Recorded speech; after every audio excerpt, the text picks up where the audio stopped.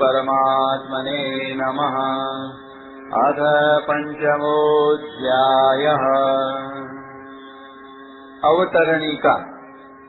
श्री भगवान ने चौथे अध्याय के 33वें से 37वें श्लोक तक कर्म तथा पदार्थों का स्वरूप से त्याग करके तत्वदर्शी महापुरुष के पास जाकर ज्ञान प्राप्त करने की प्रचलित प्रणाली की प्रशंसा की और इसके लिए चौथे अध्याय के 34वें श्लोक में अर्जुन को आज्ञा दी। तत्व ज्ञान प्राप्त करने की इस प्रणाली में कर्मों का स्वरूप से त्याग करके एकांत में परमात्म तत्व का मनन करना आवश्यक है। अर्जुन के मन में पहले ही युद्ध रूप कर्म न करने का भाव था, क्योंकि वे अपना कल्याण चाहते थे और युद्ध को पाप समझते थे। अतः अर्जुन ने समझा कि भगवान मेरे लिए इस प्रकार कर्मों का स्वरूप से त्याग करके ज्ञान प्राप्ति के लिए साधन करने को कहते हैं। फिर चौथे अध्याय के 38वें श्लोक में भगवान ने कहा कि उसी तत्व ज्ञान को साधक कर्मयोग के द्वारा अवश्य ही स्वयं अपने आप में प्राप्त कर लेता है। भाव यह है कि कर्मयोग के साधक को ज्ञान प्राप्ति के लिए दूसरे साधनों की तथा तत्वदर्शी महापुरुष के पास जाकर निवास करने की कोई आवश्यकता नहीं है। इससे स्पष्ट ही तत्व ज्ञान की प्राप्ति में कर्मयोग की विशेष रूप से प्रशंसा हुई है। इस प्रकार अर्जुन ने चौथे अध्याय के 33वें श्लोक में ज्ञान प्राप्त करने की प्रचलित प्रणाली की प्रशंसा सुनी और 34वें श्लोक में विद्धि पद से उस प्रणाली से ज्ञान प्राप्त करने की अपने लिए विशेष आज्ञा मानी। फिर 38वें और 41वें श्लोक में कर्मयोग की प्रशंसा सुनी। 42वें श्लोक में भगवान ने अर्जुन को योगमातिष्ठोत्तिष्ठ पद से कर्मयोग की विधि से युद्ध करने की आज्ञा दी। इस तरह ज्ञान योग और कर्मयोग दोनों की प्रशंसा सुनकर तथा दोनों के लिए आज्ञा प्राप्त होने पर अर्जुन यह निर्णय नहीं कर सके कि इन दोनों में कौन सा साधन मेरे लिए श्रेष्ठ है। अतः इसका निर्णय भगवान से कराने के उद्देश्य से अर्जुन प्रश्न करते हैं।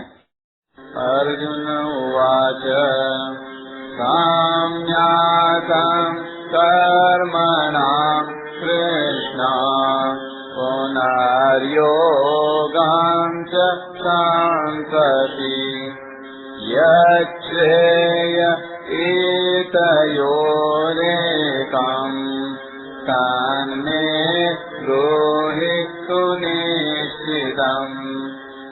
पहला श्लोक।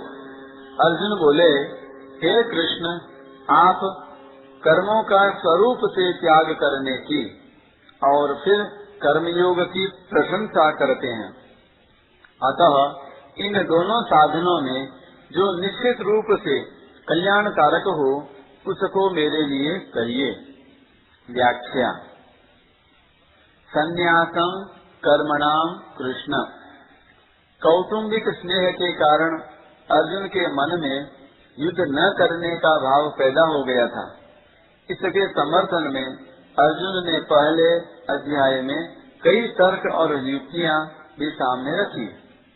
उन्होंने युद्ध करने को पाप बताया। वे युद्ध न करके भिक्षा के अन्न से जीवन निर्वाह करने को श्रेष्ठ समझने लगे और उन्होंने निश्चय करके भगवान से स्पष्ट कह भी दिया कि मैं किसी भी स्थिति में युद्ध नहीं करूंगा। प्रायः वक्ता के शब्दों का अर्थ श्रोता अपने विचार के अनुसार लगाया करते हैं। स्वजनों को देखकर अर्जुन के हृदय में जो मोह पैदा हुआ उसके अनुसार उन्हें युद्ध रूप कर्म के त्याग की बात उचित प्रतीत होने लगी। अतः भगवान के शब्दों को वे अपने विचार के अनुसार समझ रहे हैं कि भगवान कर्मों का स्वरूप से त्याग करके प्रचलित प्रणाली के अनुसार तत्व ज्ञान प्राप्त करने की ही प्रशंसा कर रहे हैं। पुनर्योगम च संसति, चौथे अध्याय के 38वें श्लोक में भगवान ने कर्मयोगी को दूसरे किसी साधन के बिना अवश्यमेव तत्व ज्ञान प्राप्त होने की बात कही है। उसी को लक्ष्य करके अर्जुन भगवान से कह रहे हैं कि कभी तो आप ज्ञान योग की प्रशंसा करते हैं और कभी कर्मयोग की प्रशंसा करते हैं। यच्छ्रेय एतयोरेकम तन्मे ब्रूहि सुनिश्चितम, इसी तरह का प्रश्न अर्जुन ने दूसरे अध्याय के 7वें श्लोक में भी यच्छ्रेय स्यान् निश्चितम ब्रूहि तन्मे पदों से किया था। उसके उत्तर में भगवान ने दूसरे अध्याय के 47वें 48वें श्लोकों में कर्मयोग की व्याख्या करके उसका आचरण करने के लिए कहा। फिर तीसरे अध्याय के दूसरे श्लोक में अर्जुन ने तदेकम वद निश्चित्य येन श्रेयोहमाप्नुयाम पदों से पुनः अपने कल्याण की बात पूछी, जिसके उत्तर में भगवान ने तीसरे अध्याय के 30वें श्लोक में निष्काम, निर्मम और निसंताप होकर युद्ध करने की आज्ञा दी तथा 35वें श्लोक में अपने धर्म का पालन करने को श्रेयस्कर बताया।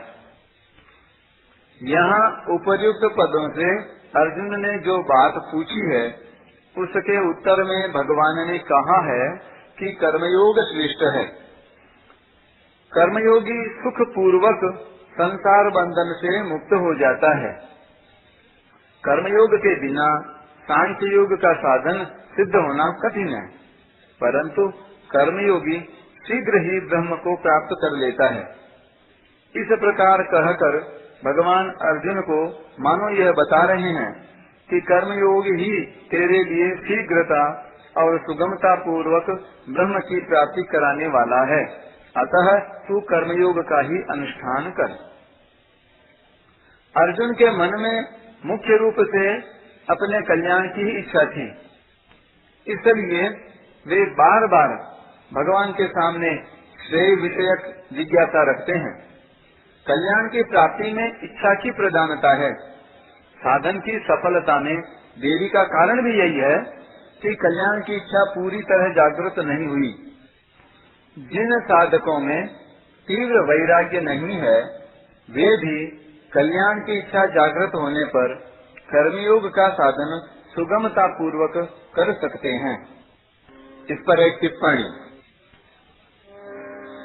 श्रीमद् भागवत के 11 स्कंध में उद्धव से श्री भगवान कहते हैं, योगाश्रयो मया प्रोक्ता नृणां श्रेयो विदित्तया ज्ञानं कर्म च भक्तिश्च नोपायोऽन्योऽस्ति कुत्रचित् निर्विण्णानां ज्ञानयोगो न्यासिनामिह कर्मसु केष्वनिर्विण्णचित्तानां कर्मयोगस्तु कामिनाम्। अर्जुन के हृदय में भोगों से पूरा वैराग्य नहीं है, पर उनमें अपने कल्याण की इच्छा है, इसलिए वे कर्मयोग के अधिकारी हैं।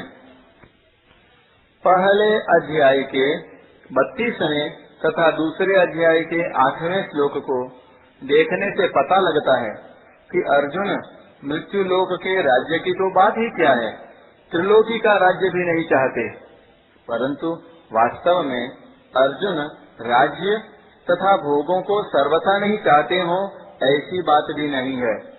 वे कहते हैं कि युद्ध में कुटुंबी जनों को मारकर राज्य तथा विजय नहीं चाहता। इसका तात्पर्य है कि यदि कुटुंबी जनों को मारे बिना राज्य मिल जाए तो मैं उसे लेने को तैयार हूँ।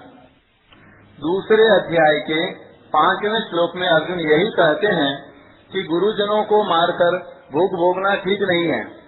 इससे यह ध्वनि भी निकलती है कि गुरुजनों को मारे बिना राज्य मिल जाए तो वह स्वीकार है। दूसरे अध्याय के 6ठे श्लोक में अर्जुन कहते हैं कि कौन जीतेगा इसका हमें पता नहीं और उन्हें मारकर हम जीना भी नहीं चाहते।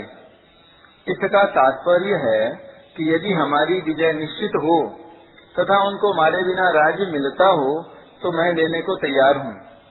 आगे दूसरे अध्याय के 37वें श्लोक में भगवान अर्जुन से कहते हैं कि तेरे तो दोनों हाथों में लड्डू हैं।